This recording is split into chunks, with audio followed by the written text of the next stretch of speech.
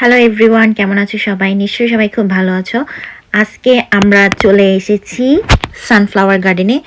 এতক্ষণে তোমরা টাইমলাইন দেখে বুঝতেই পেরেছ। এই সানফ্লাওয়ার গার্ডেনটা লন্ডন থেকে কিছুটা দূরে। আমাদের প্রায় 1 থেকে 1.5 ঘন্টার মতো লেগেছে এখানে। আজকে আমরা চলে এসেছি রিটেল সানফ্লাওয়ারে। এটা অনলাইনে বুকিং করে নিতে হয়, যেহেতু এখানে আগে থেকে টিকিট করে নিতে হয়। এখানে কিন্তু চাইলে তোমরা বুক করে আসতে পারো। তো আমরা আগে থেকে বুক করে নিয়েছিলাম, আর আজকে আমাদের ভাগ্য ভালো ছিল। আমরা সকালে একটা ইমেল পাই, যেহেতু ওয়েদার তেমন একটা ভালো ছিল না, সেই জন্য আজকে এই সানফ্লাওয়ার গার্ডেনটা 8টা পর্যন্ত খোলা থাকবে, যেহেতু ওরা এখানে কাজ করেছে। অন্যদিন কিন্তু এটা বিকেল 5টায় বন্ধ হয়ে যায়, আজকে 8টায় বন্ধ হবে। তো আমরা হাতে অনেক টাইম পেয়েছি। আমরা এখানে আস্তে আস্তে প্রায় 4টা বেজে গিয়েছে। আর আমরা যখন এসেছি তখন ওয়েদার অনেকটাই ভালো ছিল, আর রোদও ছিল, যার কারণে ফুলগুলো সব অন্যদিকে মুখ করে আছে। গতবার আমার ইচ্ছে ছিল আমি সানফ্লাওয়ার দেখব, আমার ল্যাভেন্ডার দেখা হয়েছে, টিউলিপও দেখা হয়েছে, কিন্তু গতবার ওয়েদার ভালো ছিল না, যার কারণে আমি সানফ্লাওয়ার ফুলটা দেখতে পারিনি। তো এবার চলে এসেছি দেখার জন্য। আর যেহেতু প্রচুর রোদ ছিল, তা আমরা ভাবলাম একটু বসে নিই। সেই সাথে আমরা কফি নিয়ে নিয়েছি। তো আমরা দুজন একসাথে কফি খাচ্ছিলাম আর আশেপাশে ফুলটা দেখছিলাম। অত মানুষজন ছিল না, কিন্তু যখন রোদটা হালকা কমে আসছিল আস্তে আস্তে মানুষজন আসা শুরু করলো। আর এই যে এখানে অন্যান্য ওয়াইল্ড ফ্লাওয়ারও ছিল, এই ফুলগুলো দেখতেও আসলে খুব সুন্দর ছিল। তো কফি খাওয়া শেষ করে আমরা আস্তে আস্তে এখন চারপাশটা ঘুরে ঘুরে দেখছিলাম। এই ফার্মটা অতটা বড় নয়, কিন্তু আবার এতটা ছোটও নয়, মোটামুটি ছিল। আমার একটা শখ ছিল যে আমি সানফ্লাওয়ার গার্ডেন দেখব।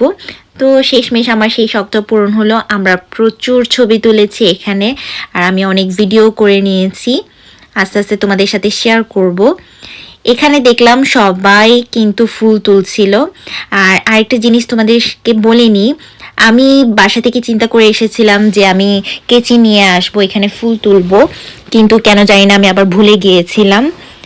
তো আমি এখানে তোমাকে 10 পাউন্ডের মতো দিতে হবে, তো ওরা একটা কাঁচি দিয়ে দিবে তোমাকে। তো তোমরা এখানে 10 পাউন্ড দিয়ে 2টা বাঞ্চের মতো ফুল নিতে পারবা, একটা বাঞ্চে 6টা করে। তো প্রথমবারের মতো আমি নিজ হাতে ফুল তুলছি, আসলে এটা আমার কাছে অনেক ভালো লাগছিল।